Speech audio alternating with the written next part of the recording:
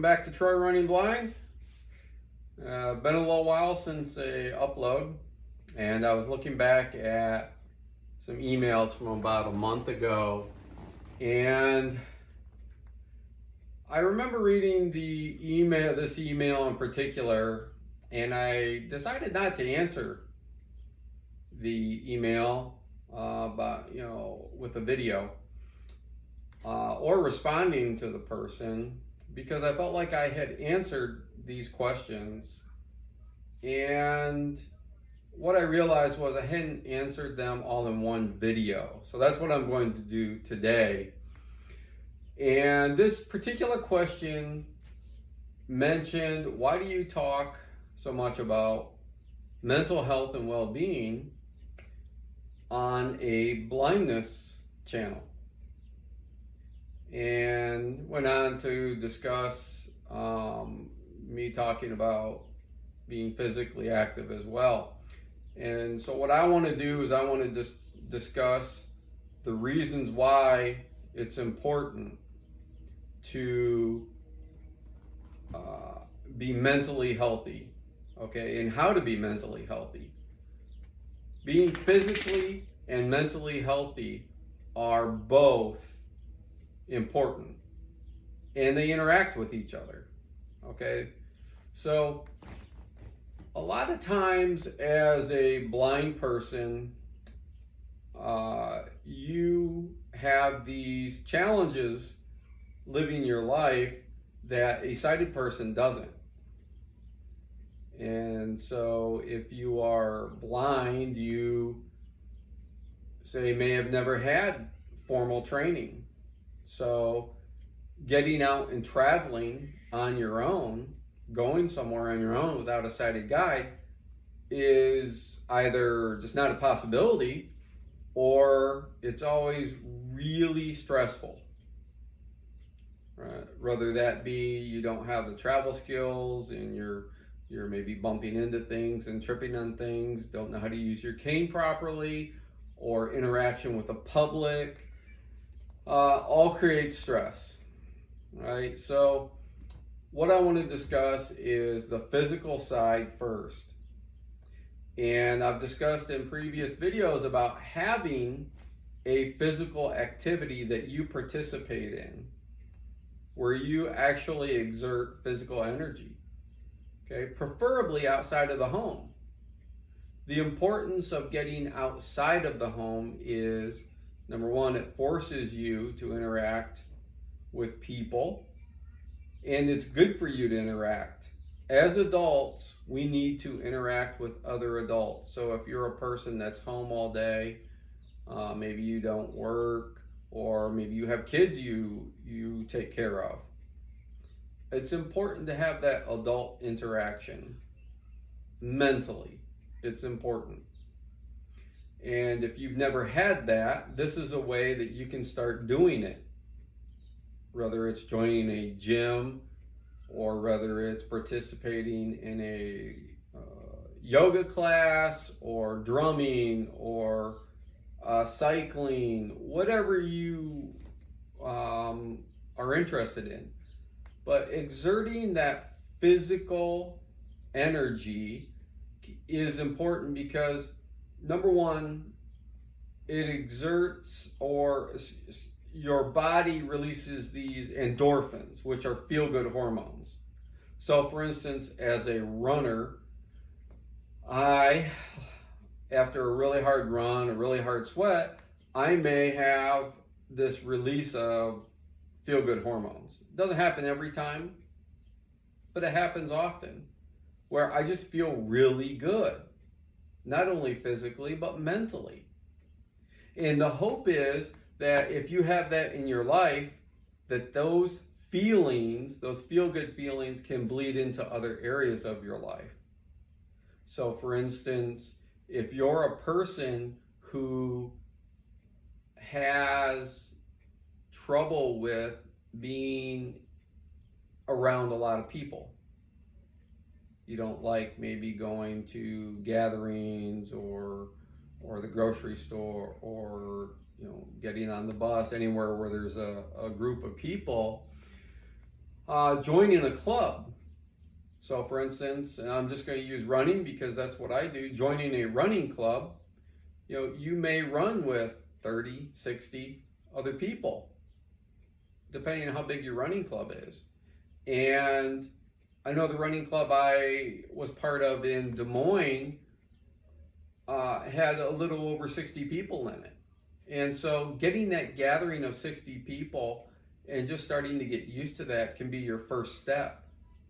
And then hopefully that can transition into other areas of your life where, okay, I'm in part of this, this particular club, I'm around people, maybe that'll bleed into you wanting to go out to, say, maybe the mall or go to the grocery store or wherever your fear is, maybe to help relieve some of that stress.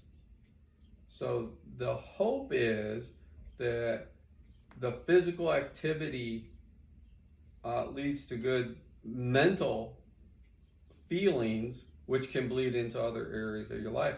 Also, it's the building the stamina and the endurance. A lot of times, as a blind person, it's just a fact that a lot of blind people are overweight.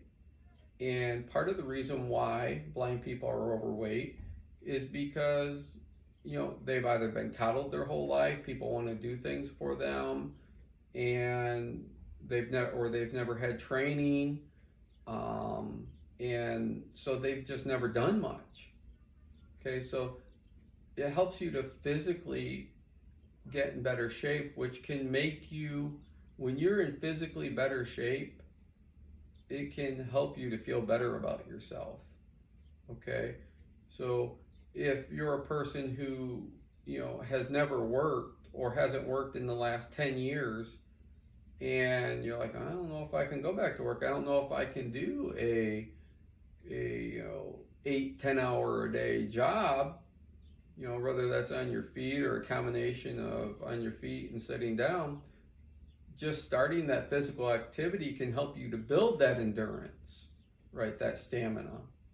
So there's many positive aspects to having a physical outlet, right? So the physical and the mental go hand in hand, right? They mesh. It's important that you, as a blind person, have a outlet outside of your home. All right. The mental side of things, so when you start feeling better about yourself, right, that bleeds into other areas of your life. So let's say you're a person who has always been stressed out before about going outside without a sighted guide. And let's say you take that first step and you're starting to just go from your home to, say, an Uber, or from your front door to an Uber, or your front door to, say, maybe the bus. All right? That can lead to, okay, now I'm going to try going from my front door to Uber to a grocery store on my own. All right? You start to expand. All right? You start to move in other directions.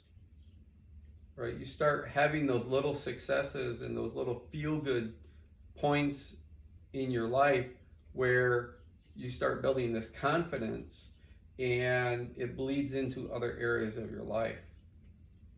The reason why I discuss physical and mental well-being is because they go hand in hand and they bleed into other areas of your life. Now, there is a third prong to this, and that's positivity. All right? You, as a blind person, must be positive. Okay, so in a world that's full of negativeness, in a world that's full of stereotypes, especially with the blind, those blind stereotypes are very real. Of, blind people are helpless, or blind people, whatever stereotype comes to mind. I have a video on that if you want to check out about blind stereotypes. And it's very insightful. But in a world that can be negative, it's important for you to remain positive. One of those ways you can stay positive is by having that physical activity and getting those feel-good hormones and having that physical activity and maybe setting a new PR, or maybe you're in yoga and you've never been able to hold a pose, and then all of a sudden you're strong enough to be able to hold that pose. Just feeling good about yourself can carry into other areas of your life. So being positive, right? And that's something you can start right now. You can be positive starting right now. So maybe you can't go join a gym or a club or whatever activity you're interested in today. What you can do is you can start being positive right now about, okay, I'm not going to look at what's happened in the past anymore. I can't change what's happened in the past. None of us can. What's in the past is in the past. What I can do is I can project myself, I can perceive myself in the future and do it in a positive way.